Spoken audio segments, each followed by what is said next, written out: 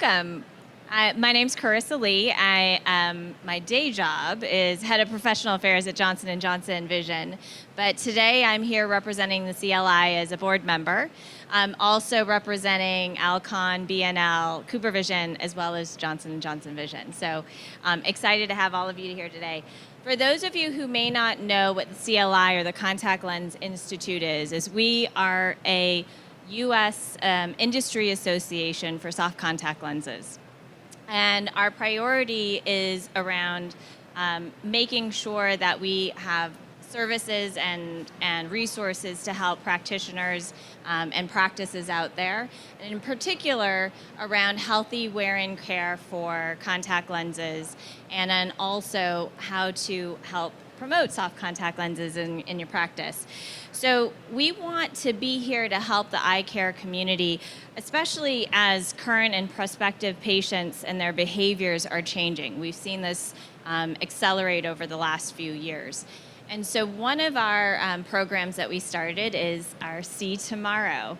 And it's this initiative to help the eye care community better understand what the current trends are, what your prospective patients will think about and how they might behave, especially given the most recent years and the changes that we've seen. And to also help pinpoint those opportunities for your practices to help accelerate practice growth and contact lens fitting.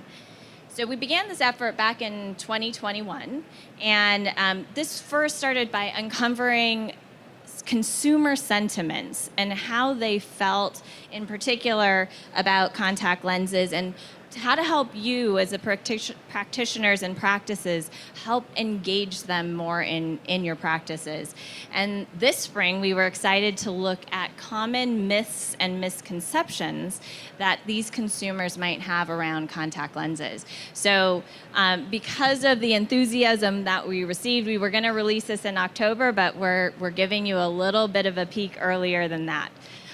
I have with me on this panel some illustrious colleagues here, and we could put up their pictures. I think that would be great. So Dr. Klaus Ito here is from Ocean Park Optometry in Santa Monica, California. Dr. Mark Schaefer down here is from my eye doctor in Birmingham, Alabama. Dr. Jason Tu is from Envision Optometry in San Diego, California, and Luke Kulik is here from Protege Research in Chicago. So Luke, I'm going to start with you and have you talk about some of the methodologies and the research behind this survey that we did. Yeah, thank you. Luke Kulik here. I work with Protege and work closely with McDougall Communications on a lot of their research efforts. What we basically have done and what Protege is it's a online and a quantitative and qualitative research company. And basically what we do is we take millions of people all over the world. We recruit them as members. They're paid for their time to participate in all sorts of different things like surveys, in-depth interviews, and a lot more.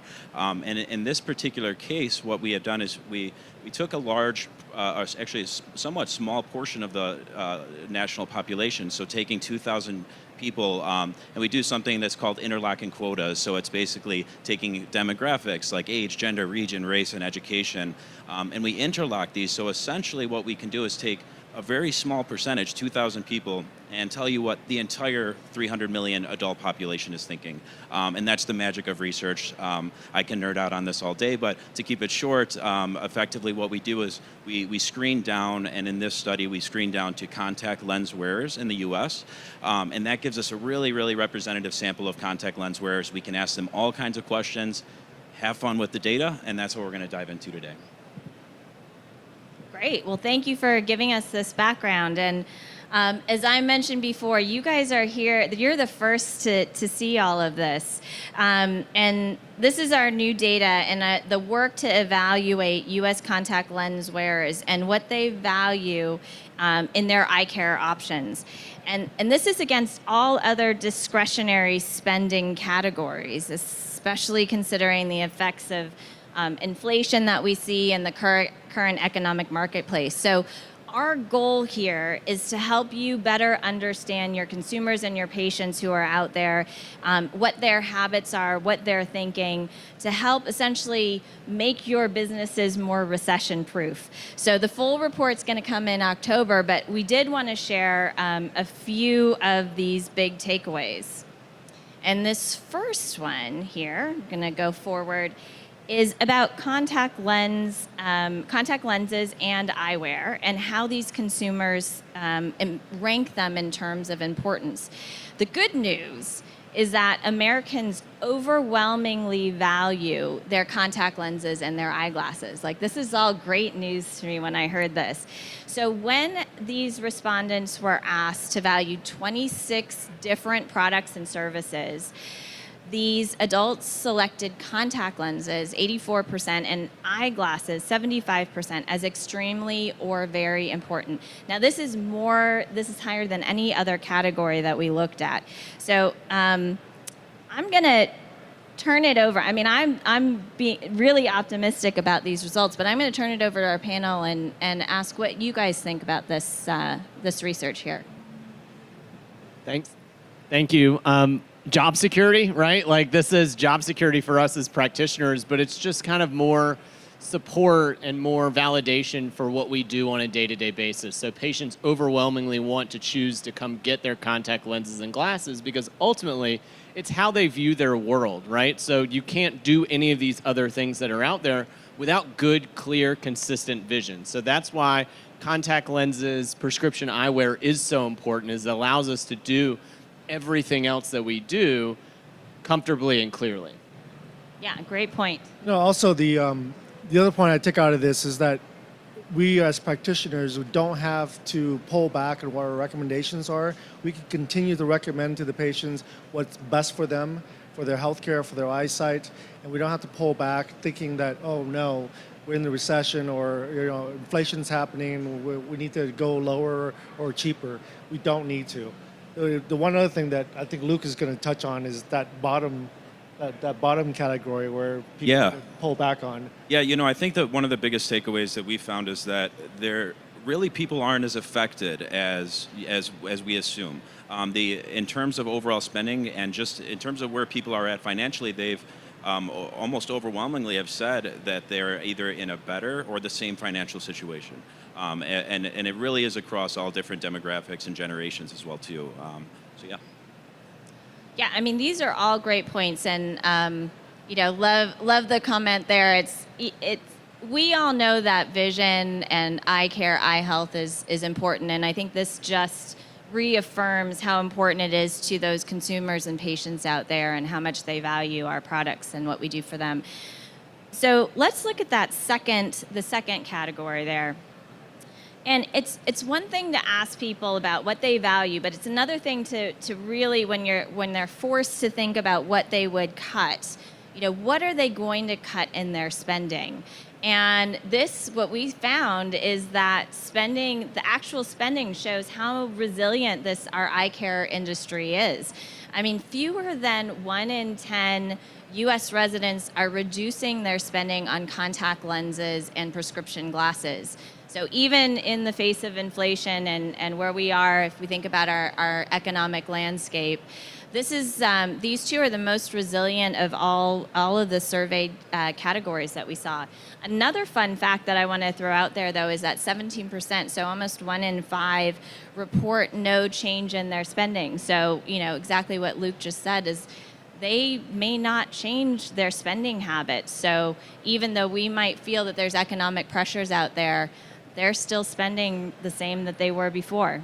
Yeah, and from a research perspective, having 90% or 80% even in one category is phenomenal. You don't see that a lot. So it really speaks to how much people value, their eye care. And we'll see a little bit more of that too in the data. Yeah. What about you? So I think this is really cool. You get to see that contacts, glasses, very important to the patient, and they're not willing really to cut a lot of cost on those items. So we all know glasses are really important, but when you look at contacts, that could be something that you can tap into more in your practice, because once you have that patient, they're not going to be as willing to drop that as something that they pay for each year. and ultimately that helps you out in your practice. Yeah. Any other thoughts about patients and anything that you guys are seeing in your practices, maybe, or not seeing? Well, we're definitely not seeing patients trying to go. The occasional patient will ask for something less expensive. They're pretty upfront with us about this. And as doctors, we always have to go over the medical benefits of why we're prescribing what we're prescribing. And when we have that conversation, I rarely have a patient go, okay, well, switch me to the other one anyway. They usually, after you give your expertise as far as why medically you're prescribing this, it makes perfect sense for them. They'll stay where they're at.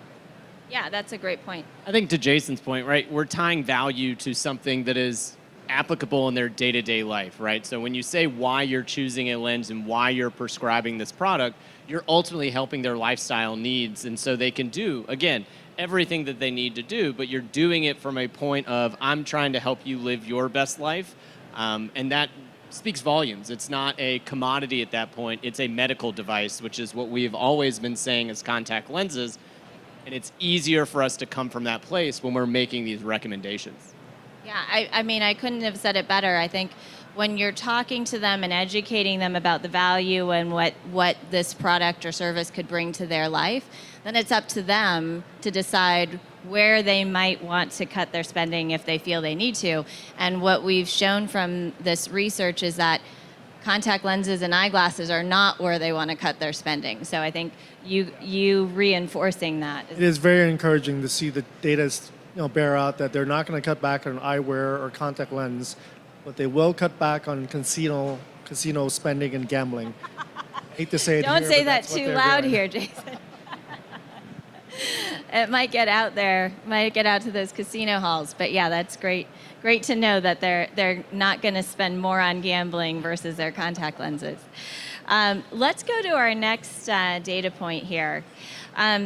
When we, knowing that these behaviors can change or consumer or patient behaviors can change with economic pressure, it is really good to know what they're thinking to be able to get out ahead of it. So even though we know that they value contact lenses, they value glasses, they value the services that you all provide, we as an eye care community really should think about how we can prepare and how to best educate our patients up front. So the U.S., what we found was that adults might alter their contact lens behaviors and when asked when they're saying, okay, how might you change if you feel these economic pressures?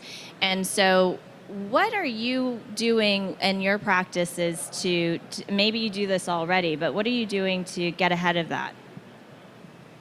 I think it's important just to continue to have these conversations, right? We're all human. We all live in a world of finite resources, and that's what all this data kind of says. But to level and just kind of be like, listen, I understand that your lenses may feel okay, like your vision may still be good, but know that you're putting yourself at unnecessary risk by overwearing these lenses or topping off solution or trying to get more out of it. And my job is to keep your eyes healthy, not today, but for an entire lifetime. So if I can do that, minimizing their risk, then we're all coming out better, because when you don't come in for those red eye visits to save a few bucks, now we're talking about maintaining that healthy lifestyle and maintaining that contact lens wear that they so badly want to have.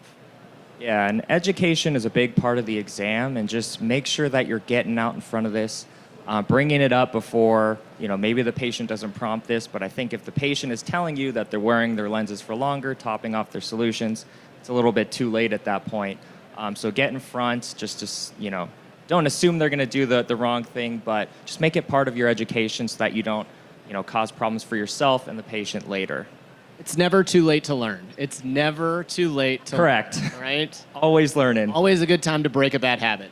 One of the things we do at our clinic is every single patient gets about a 30-second to 60-second talk, whether or not they've been wearing the contacts for 20 years or this is their first time wearing it. We go over the same thing. Hey, let's go over best practices again, because there's no loss to re-educating about being a medical device, about the wear schedule, when to replace. Our practice, we've gotten to a point now where we're almost 70% daily disposables, just because we feel that's the best for the patient. but we still have that education at the end and make sure they understand these are medical devices sitting on your eyeballs. You do not want to play around with this because I want to see you once a year and get to know you really well over 10 years, not over 1 year because you're coming back for infections every other week. And like thanking the patient, right? It's something so easy. My love language is words of affirmation for everybody in the crowd. So if you see me afterwards, please, words of affirmation. But telling them thank you for throwing away your lenses on time. Thank you for using brand name solution. That kind of stuff speaks volumes when they're rewarded for positive behavior and get to hear that, as opposed to coming in for the tail between the legs lecture because they know they're overwearing their lenses and they know that they're doing wrong. They don't want to hear that from you. You're not their parent, but just leveling and then thanking on the positive side. Thank you so much for being a patient and continue your eye care with me.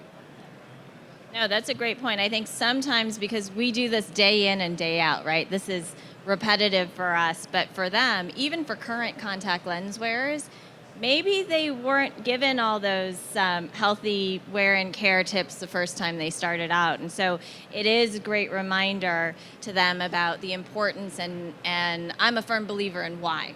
So, reinforcing why, and it just takes a few seconds for our part, but also thanking them, giving them a great experience every time they come in to see us in our offices. So this is all great. Thank you for that tip, Mark. Just my heart swells. Great. Luke, do you have any more to add on some of the research that you saw around these areas too? Yeah, definitely. A little separate from what you were just referring to, but one of the more interesting things that jumped out was actually those that have shopped online. 75% of them have said that they're willing to go back and shop online. The most surprising, I'd say, thing was actually the generation that was least likely and least trusting of online, and that was Gen Z. Out of all of the generations, millennials were actually twice as likely as Gen X. So I think the message or the takeaway there is, really try everything you can to get at these younger generations. Don't assume that they're shopping online because they're actually the least trusting that they're going to get, what the prescription that they need or the lenses that they need. So yeah. Yeah, that's great information. And when we think about who our patients are, we think about the subsequent generations and how, when I think of millennials, I think of them as being really young, which they still are. They're very young. To some of us, they're very young. But No, we're not. No, we're not. They're progressing with us in our practices, and Gen Z are coming into our practices with more and more buying power. And so it's really important to understand where they're coming from, how they make their decisions. And also, I think you had mentioned something before about they want to buy from their doctor's offices. So if we, as their doctors, are offering them solutions, an easy way of getting those, and again, the value of what we're giving them, they would like to buy from us rather than buying online. So Yeah, absolutely. Yeah. As a millennial, I can confirm. I would rather go to the store than go online. yeah. So we have some of those who are the outliers, that may be, but again, it's great information. Thanks, Luke, to be able to think about them in different ways.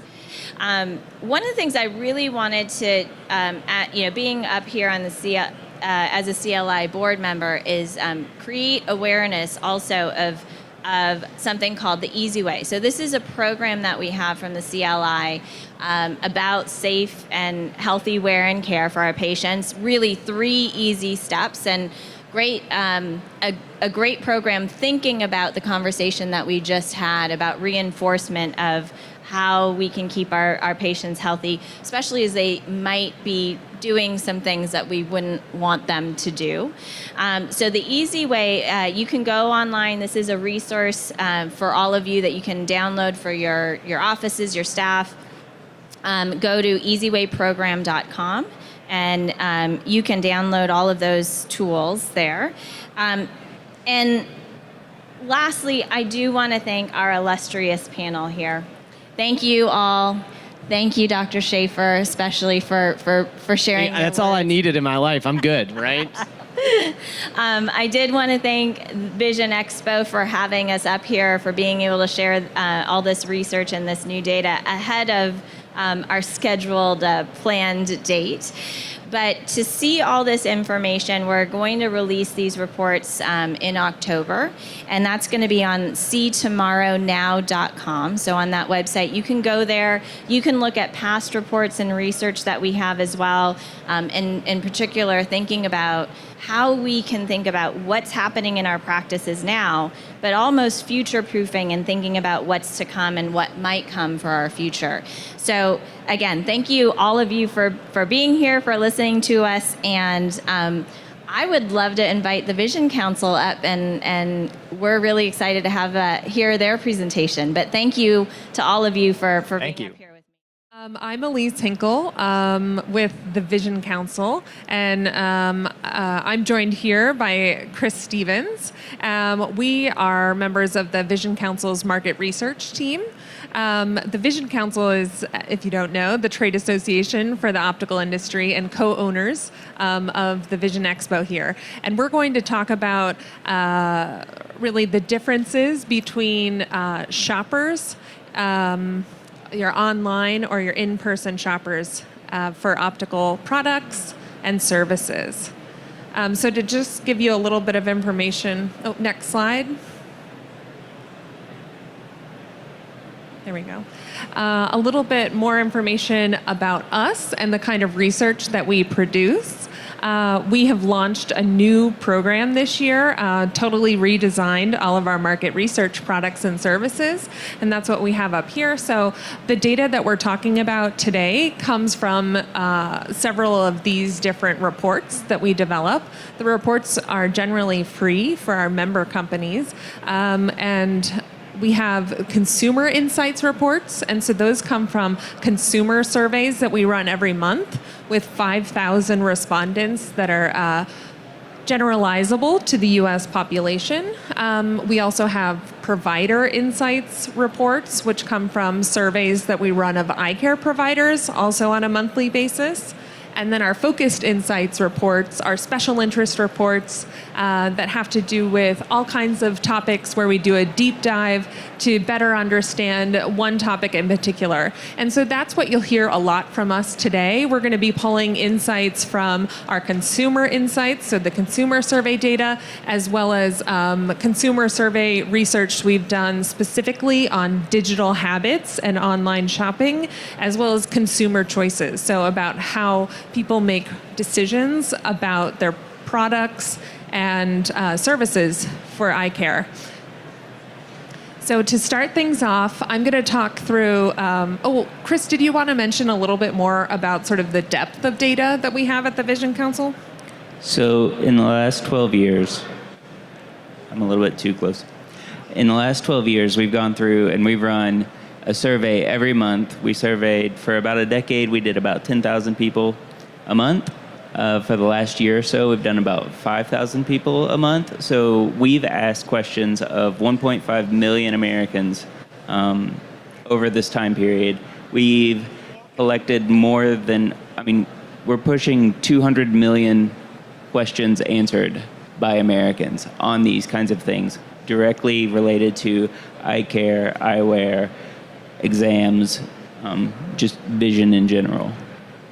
Great, thanks. So bottom line, we have a lot of data, and that's what we're going to talk about today. So first, I'm going to go over sort of profiles of online versus in-store shoppers to talk a little bit about the differences between those two populations.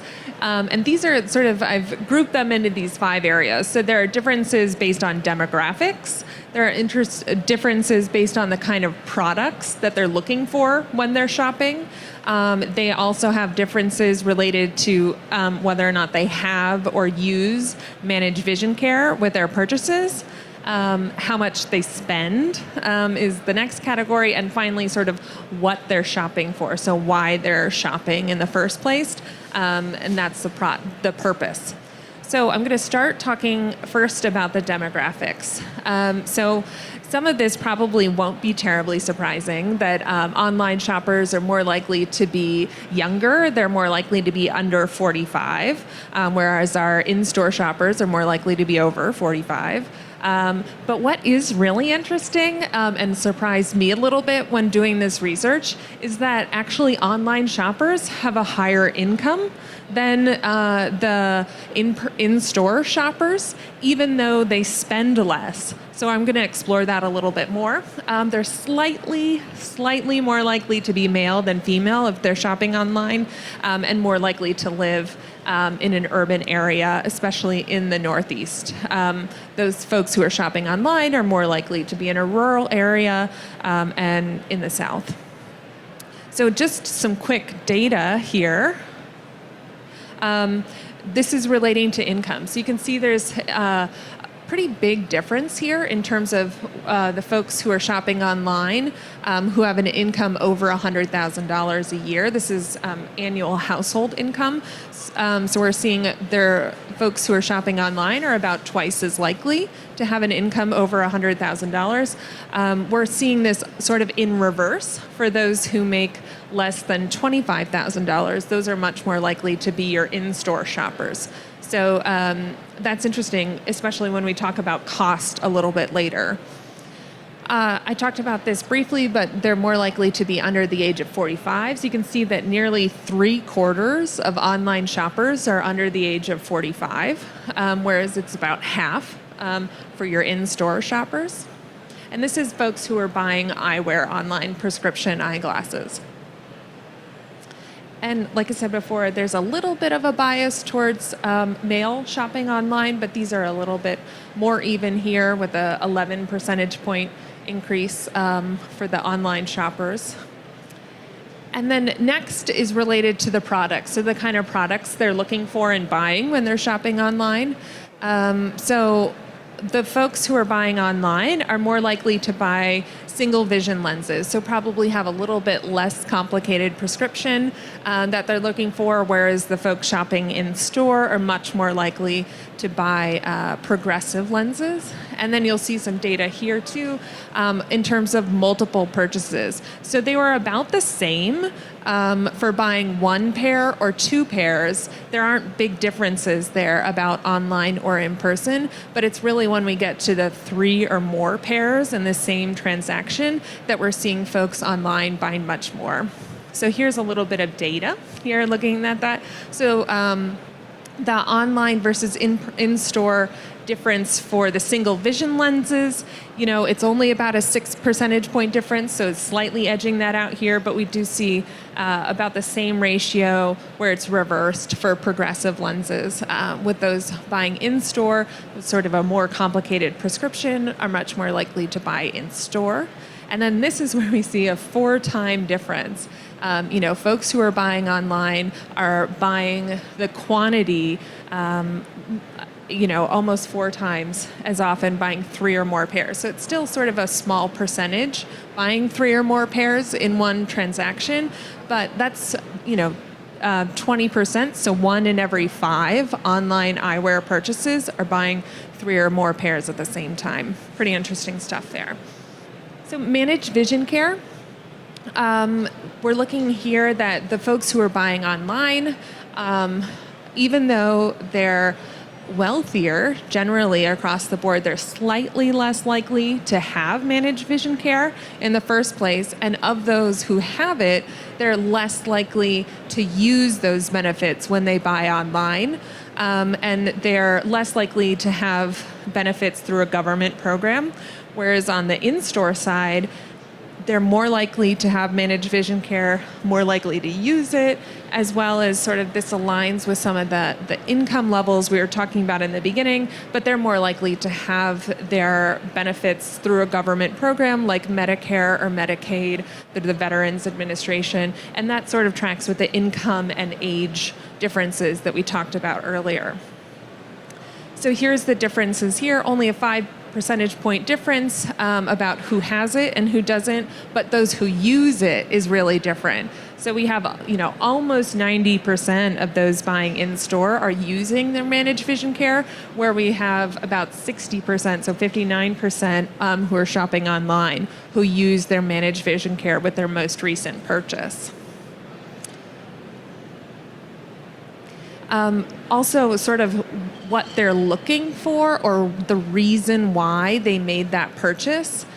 For those who are buying in store, 25% made that decision to purchase because the cost was reduced by their managed vision care benefits, whereas that wasn't really a factor as often for the folks online. I think we have one more data point here. Yeah, so this is the difference in terms of the source of their managed vision care benefits, looking at government programs versus they're more likely to have private insurance for the online shoppers. So cost here, this is also where I think it's really interesting thinking about the income levels. The folks, even though they have higher income, are more likely to spend less when they're shopping online. They're really prioritizing affordability, looking for a good value when they're buying the product online. And then also we saw that they're more likely to say they made this recent purchase because they're trying to use up some of those flexible spending dollars. So sort of the in-person, or the in-store shoppers, or the converse of that, they're actually, even though they're lower income, they're more likely to spend more, and they're less focused on the price tag as well as the value. So I have some data to share here relating to sort of the lower end of spending. This is related to out-of-pocket spend, so this doesn't include anything related to managed vision care benefits. But we have about a third of online shoppers saying that they spent less than $75 out of pocket for their recent eyeglasses purchase, where we only have a quarter of in-store shoppers doing the same. And then you'll see the reverse for the higher end of the spending spectrum, where we have more than 1 in 3 in-store spending more than $200 in that transaction out of pocket, and online it's about a quarter. Here, this shows sort of the percentiles, and you can see sort of along the way here that the out-of-pocket spending for online sort of tracks below the in-store spending along every percentile. So we're seeing that across the board here. There are differences in what people are spending their money on in terms of their eyeglasses purchases online or in-store. And overall, when they were asked what their most important reason was for their recent purchase, 36% of online shoppers cited price and affordability. And that was only a factor for 17% of our in-store shoppers. They were also more likely to be focused on finding a good value for the product that they were choosing. That was important to in-store purchasers as well, but sort of not to the same extent. And then here we also see a difference that the folks online were about 3 times more likely to use up some of those flex spending funds. So wrapping it up here with purpose, sort of what's the reason or what's the impetus for shopping for eyewear, either online or in person. We're seeing the folks online are going online in part because they're trying to replace a broken pair of glasses. They're much more likely to do that than those in store. They're also trying to buy a backup pair. So maybe they bought an in-store purchase as their primary pair, but maybe they're looking online for their backup pair. And they're more likely, the online shoppers are also citing style as an important factor in the decision in a different way than the in-store shoppers. So here's the differences you can see between online and in-store shoppers for buying a broken pair of glasses. And then we see about a quarter of online shoppers are looking to have a backup pair of glasses, where that's only a factor for a smaller portion of those in-store shoppers. And here we see about twice as likely, a little less than twice as likely, those shopping online are citing style as the most important factor when they're purchasing their eyewear, whereas only about 1 in 10 that's true for the in-store shoppers. So, sort of in summary, we're seeing these differences across the board for your typical online shopper versus your in-store shopper. Although I will say that there are certainly exceptions to every rule. That not your online shopper and your in-person shopper doesn't look the same across the board. But these are some of the general differences that we're seeing with those shoppers. So I think Chris is now going to talk a little bit about exams and telehealth and how that relates. So Elise has covered all of the shopping habits that are there. For exams and telehealth, it's still something that's new. It's still something that is emerging. And these numbers will change over time. This is just a first look at what it looks like right now. About a third of people scheduled their most recent eye exam online. So all of them, well, not all, 94%, most had a good experience and most would do it again. I think most of the people in here don't really like to call to make appointments for anything. We all check our phones, we have apps, we go on websites. Like, I don't even call to order a pizza anymore. It's weird. So this is something that if you don't have and you're an eye care provider, look at getting kind of a thing. Half of adults say they would be interested in having a telehealth eye exam through their home computer so they don't have to leave the house to get an eye exam. It's something that they're interested in. It's something they would be responsive to if it was available. That being said, of people that purchased something online, only 12% of them said that they had used telehealth for an eye exam. We've asked this question a number of different ways, and the number of people who are using telehealth for eye exams right now is very small. It's 1 in 100, 2 in 100, that kind of thing, 1 in 2%. So when people are trying to figure out if they should book an exam with a specific doctor, most people don't do research online. They just book it with whoever they find, right?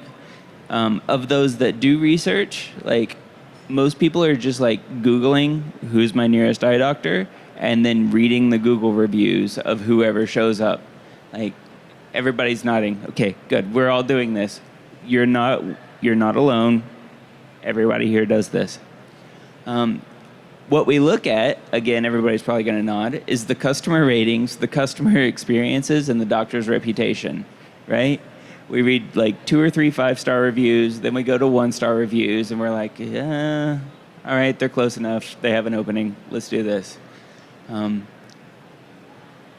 of the things that is fun, on top of the nods that we have, is we had a partner who went through and did a social listening study. Women make up most of the eye care discussions that are happening online. Guys don't talk about it. We just share memes, apparently. Many of us are overdue we're aware that we're overdue for an exam. But with the online review process and with people talking about eye care online, there is still misinformation and misconceptions that if you are an eye care provider, you're going to have to re-inform or re-educate or dispel some rumors and those kinds of things. One of the things that the social listening study found was that people aren't able to find appointments readily, but in other research that we have done, we have found that that's not the case all the time. So that one we're not really sure which way to go on because we have competing things. We're going to dig into that a little bit more with future surveys. Yeah, it just might be for this one that sort of the loudest voices online or the people who are more frustrated are more likely to talk about it online if they're sort of, frustrated with appointment availability. But we do see in other surveys that consumers are pretty satisfied with appointment availability. It just might be those loud voices online. So, fun fact for those in the room, social listening studies are where you go and look for people talking about things on Reddit or Twitter, and it counts. It's a good forum to pick up people and see what they're saying.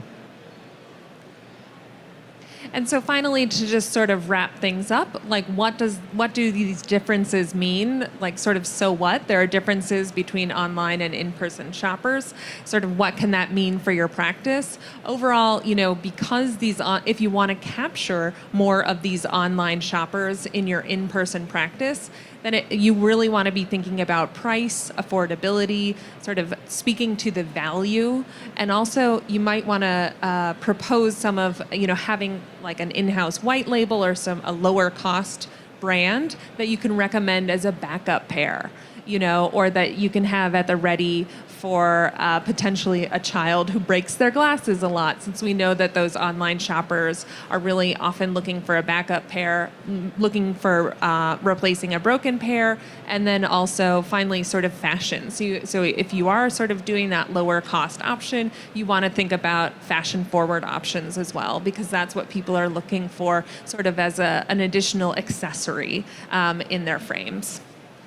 Then there are those of us that still like to call and make appointments and do those kinds of things. So don't fire all of your staff that does all of that, but also make it available to people online so that you have both modes. So you're reaching demographics who prefer online, demographics who prefer face-to-face, who want to pick up the phone call. You have to do a little bit of both. All right, well, I think that's it for us today. You're welcome to reach out if you have questions, and we have a ton of other data that we'd love to talk to you about. So thanks so much for your time today.